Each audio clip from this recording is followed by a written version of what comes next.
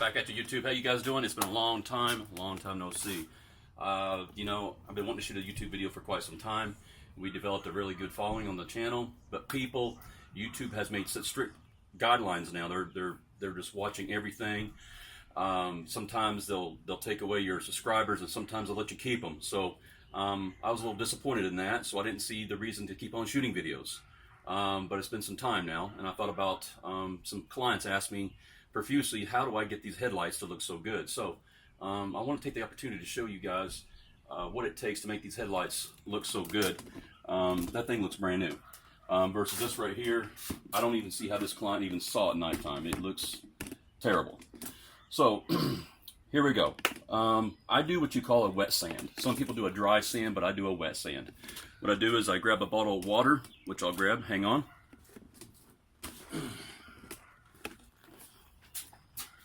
Bottle of water, right here, okay? And then what I'll do is I'll put up a container full of water with my sand, wet sand, paper, let it soak for about 5 minutes, spray down your headlight, like so, get it nice and wet. And I'll start with a 400 grit sandpaper. Now, I don't want to shoot a video this a whole entire, because it takes about an hour, sometimes longer, depending on how bad they are. Because you got to prep everything, you got to mask and tape everything off, mask and tape your paint, your trim, pop your hood up so you ain't got to take this off, and then you got to go in here and you prep it. So I start with a 400 grit. I go to 400, I go to 600, then I go to 600, then I'll go to an 800.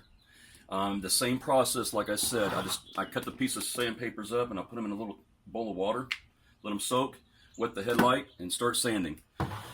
So what you do is on the 400 grit, which is where I start, up and down motion all the way across, left to front, right to left, whichever, just up and down like this right here. And I'll usually make about 3 passes with it that way, and then I'll do 3 passes sideways like this with the wet sand. And then when I'm done doing that, I'll soak the light down again, and I'll go up to a 600 grit. From 400 to 600 to 800 to 1,000, you see where I'm going with this? I'll go all the way up to 1,500 to possibly 2,000. You don't have to be as aggressive with a buffing compound with a 2,000 grit when you finish this with a 2,000 grit. Maybe with 1,000 grit or 1,500, more aggressive. And if you do go more aggressive with a wool pad, and you stop at 1,000 to 1,200 to 1,500, Menzerna never fails. It's a 1,000 compound. There will be a link down below in the video. Check it out. And then once you choose to go more aggressive, it will save you some time on sanding. But once again, depending on how fast you're doing the wool pad or how aggressive you are, means you have to go more sandpaper. So what I do is I'll go all the way to 2,000 grit, and I'll use my trusty DEWALT here. This is nowhere near as fast as a RPM machine. This is only going to turn so fast, but I don't need that. I don't need to be as aggressive with this pad because I'm going to a 2,000 grit sandpaper. At a 2,000 grit, all you're going to have is like a hazy.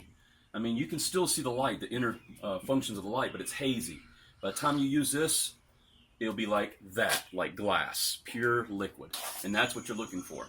But once again, to each his own. Some people might want to use more compound instead of going through so many steps of sandpaper, and it is hard to find 2,000 grit, 3,000 grit, even 2,500. It's tough to find.